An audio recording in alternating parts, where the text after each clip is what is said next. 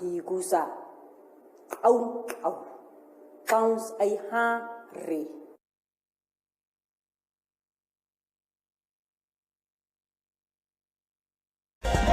Today on One, Always There.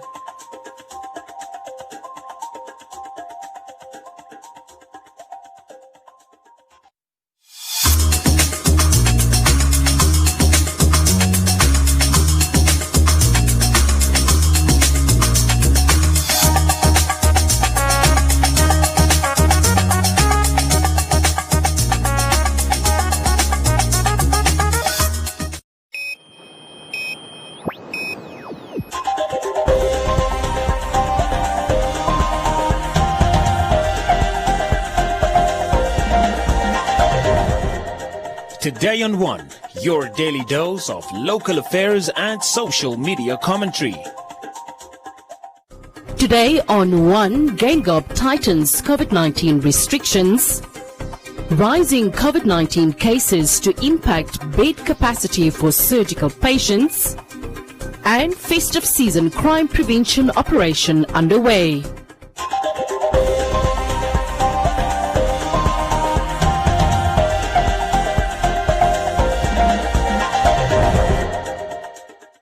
As COVID-19 cases spiked to nearly 17,000 this week, President Gaingop acknowledged the second wave and responded by tightening restrictions to suppress the spread of the pandemic. For the next 2 weeks, starting on the 16th midnight, outdoor public gatherings have been reduced to just 100 people and indoor to just 50 people.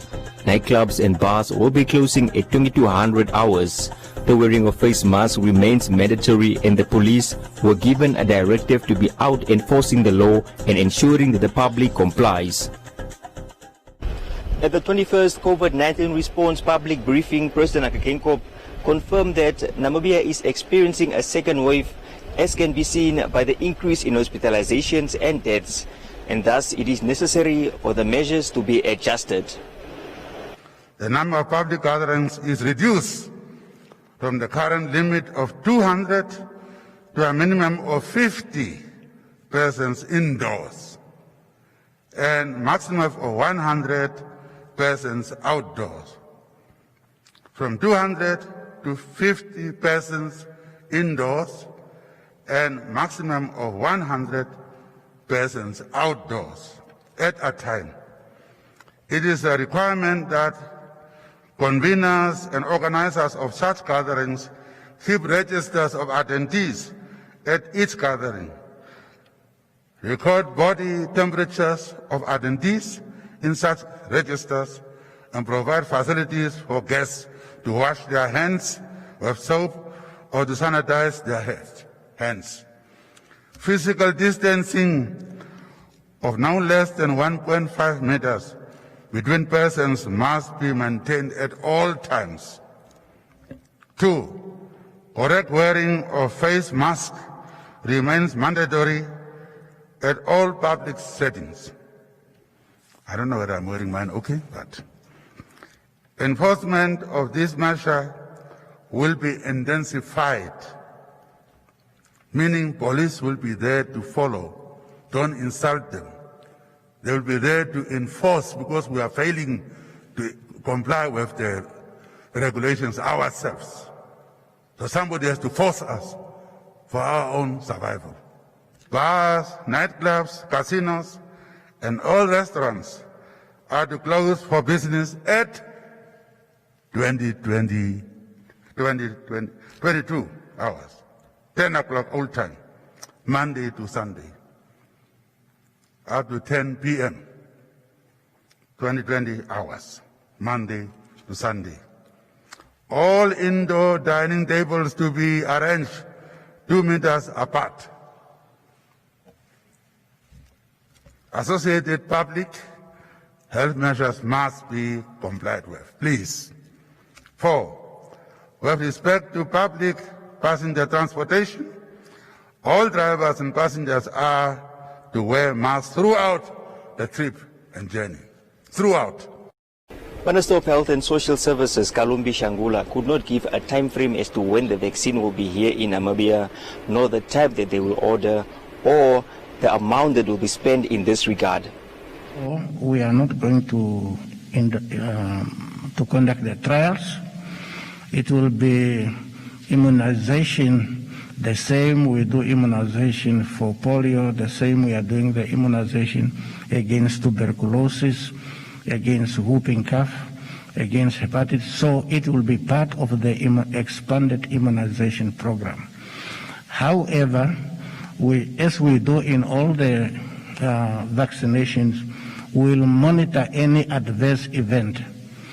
Any vaccination, the person who gets vaccination will be monitored, and any adverse event will be recorded, and the normal protocol of reporting adverse events will be followed.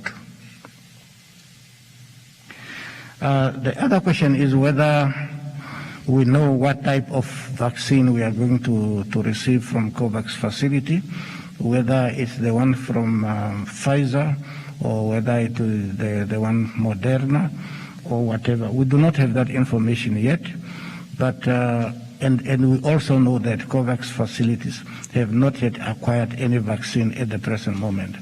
But as I mentioned at the beginning, once they have acquired the vaccine, they will inform us.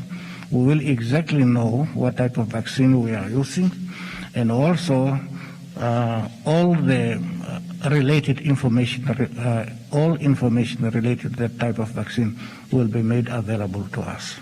Geingob said if cases continue to increase at the current rate and Namibians do not change from being complacent, he can declare a state of emergency at any time. He appealed to Namibians to comply to the safety measures. Reporting for Today on One, I'm Joseph Shifeni.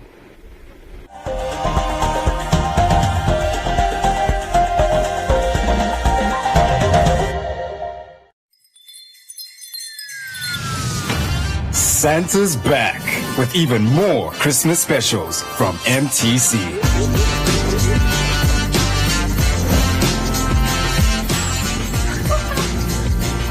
Visit your nearest mobile home to unbox the connection with great deals on mobile phones and accessories now. Awesome. Thank you.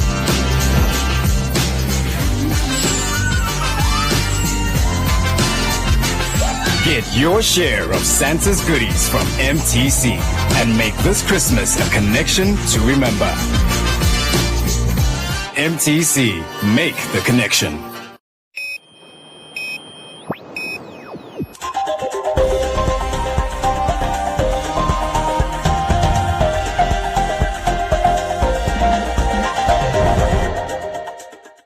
The bed capacity for COVID-19 patients in need of critical care and for patients waiting in line to receive non-emergency surgery is worrisome, says the Namibian Association of Private Hospitals.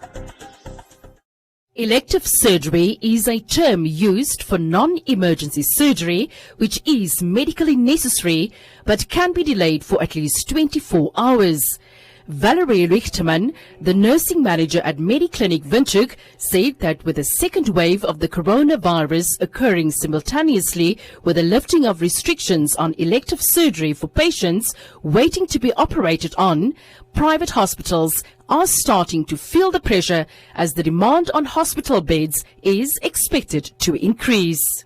The pre-testing for the elective cases had been lifted. So in the past, all hospitals had to first test patients to determine their COVID status. That impacted a lot on the standard business of all hospitals because it's additional costs for medical aid or for private patients. So some patients delayed their surgery. But now with the decision being made that it's on a case-by-case scenario that pre-testing will be done, the elective work is now sort of back in full swing. So there is quite a challenge that the second wave is simultaneously with when the elective work is running also at its peak. So there is a challenge on beds or demand on our beds. COVID-19 has exposed vulnerabilities in the healthcare system, and many hospitals were unprepared to deal with the growing backlog of elective surgical cases. Today on One spoke to Bernadette Chipanga, the nursing service manager at the Roman Catholic Private Hospital, and to Hanali Buerta, the General Manager at Lady Pohamba Private Hospital, to find out how their facilities are prepared to deal with addressing the second wave of the pandemic and the bed capacity for non-emergency surgical patients. We do have challenges, especially now that the first wave, we closed the elective cases, and it was like even when the staff was really now not well prepared, all of us were not well prepared, but at least we could handle. But this time we are having now elective cases in the hospital, doctors are operating, other patients who are ill also want our input, and now COVID hit us again from the other side. The bed capacity is even of the COVID that we allocated the first time. This time is lower, and it makes everything difficult for us. But we are trying to manage where we can. I think the key challenges is at the moment with the second wave that you have a risk of who's entering the building or coming for elective surgery, because we're still doing elective surgery on the one side, and then we have to manage and treat the COVID-19 positive patients as well. So yes, if I have to mention one challenge is to get the midline between the two. The Health Ministry recently announced a concern with a high number of healthcare workers testing positive for COVID-19. Esme Buertis, the chairperson of the Namibian Association of Private Hospitals, said that although the first wave has prepared staff much better to deal with the second wave, the public should continue adhering to the COVID-19 regulations by avoiding large gatherings, social distancing, wearing of masks, and frequent hand washing.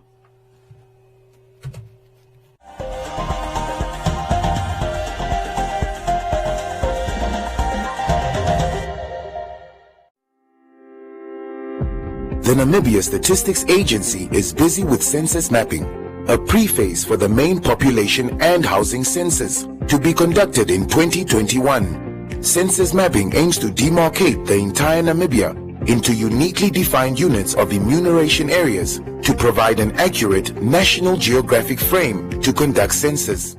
To find out more, tune in to Conversations with the NSA, Saturday evening the 26th of December as from 7 p.m. Play your part. Be counted.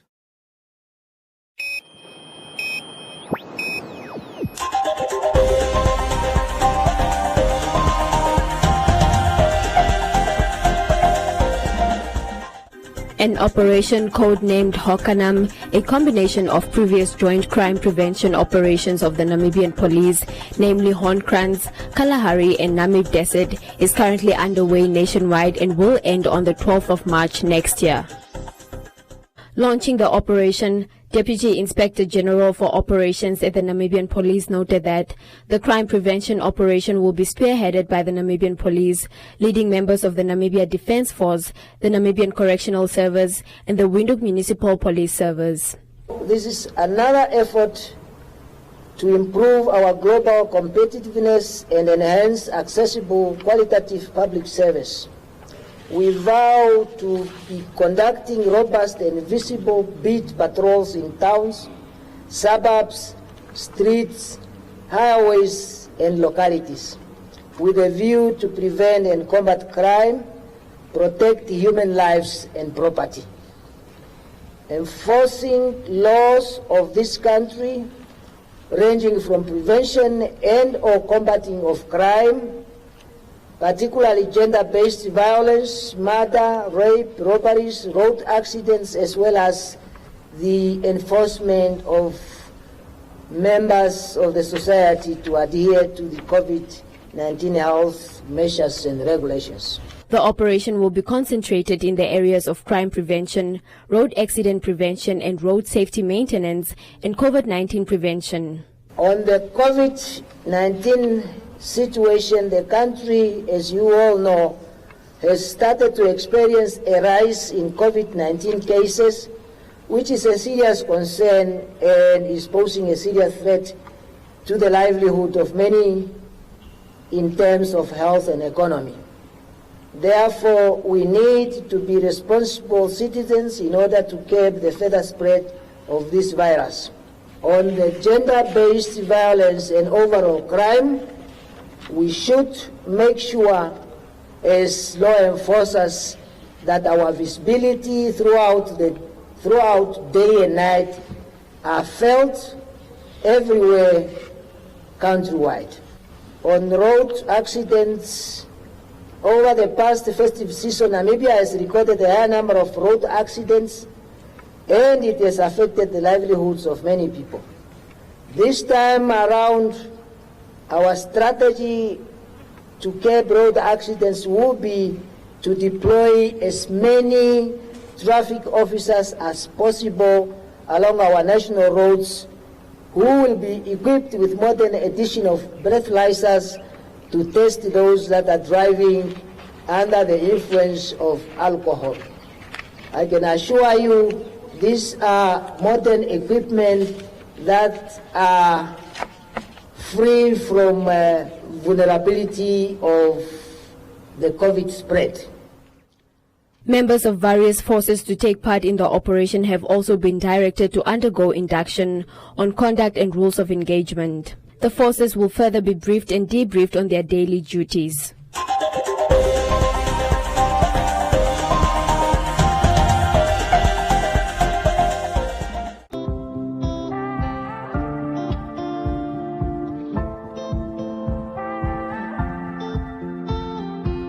Early this morning, woke up holding my head, hearing my heartbeat all night long. Shades of this motel keeping me in bed, reading the news, just trying to stay strong.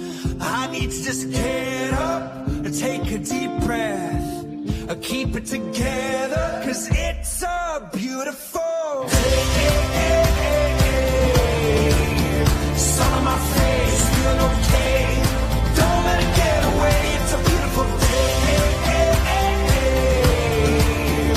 Feel so proud, screaming out loud. It's a beautiful day. Beautiful day. Feel so proud, screaming out loud. It's a beautiful day. Beautiful.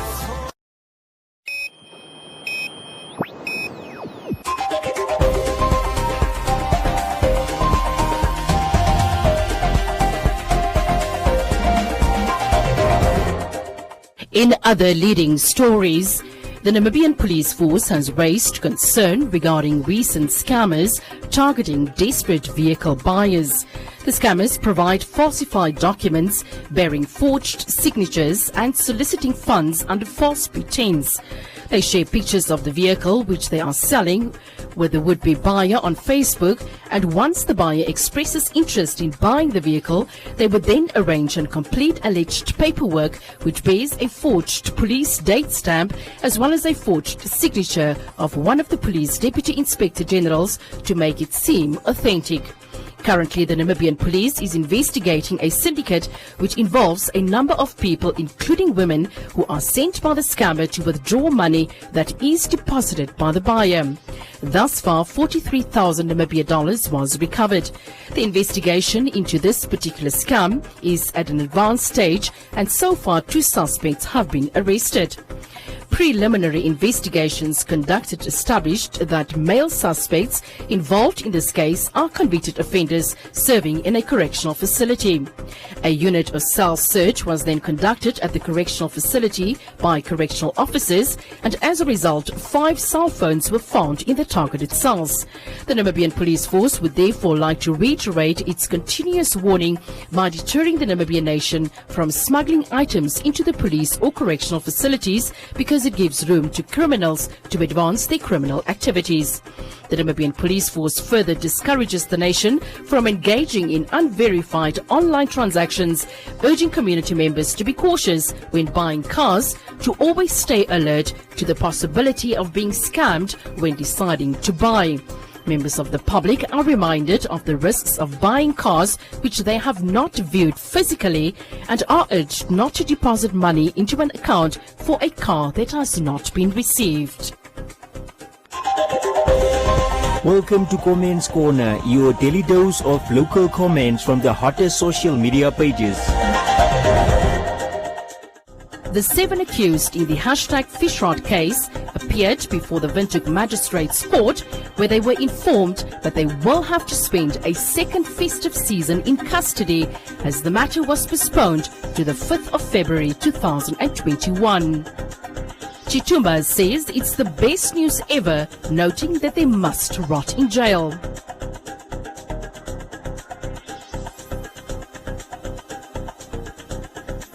Angula says the other suspects must also be revealed. Faro wants the lawyer to be arrested too. Eames questions the lawyer's behavior, adding that he lacks argument ability.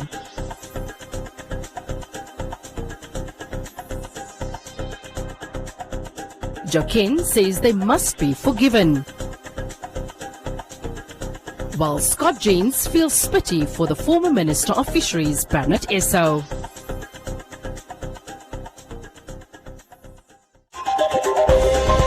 And that is all from Comments Corner. Be sure to post your comments on our social media pages for broadcast every day, only on Today and One.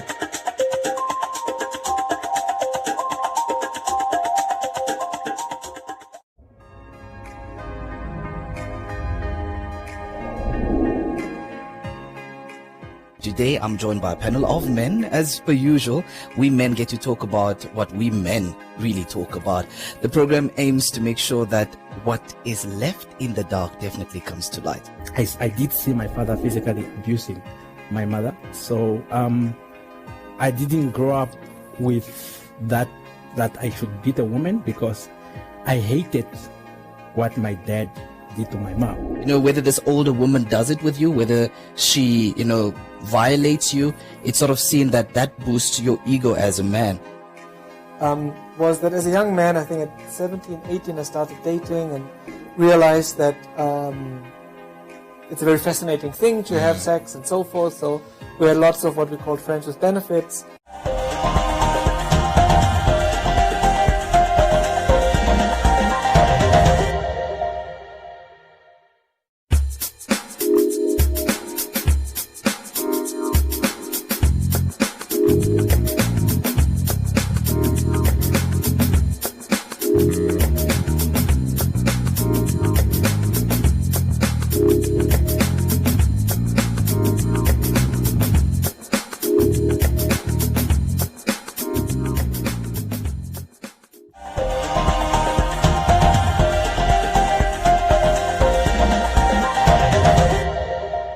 I'm here for say tutoring.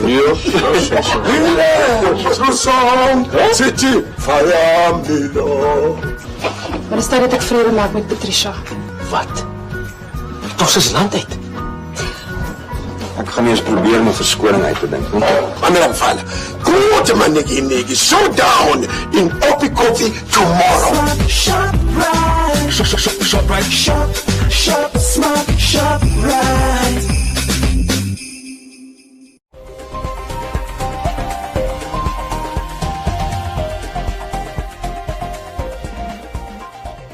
A look at the weather forecast. First, an advisory from the Windhoek Met Office.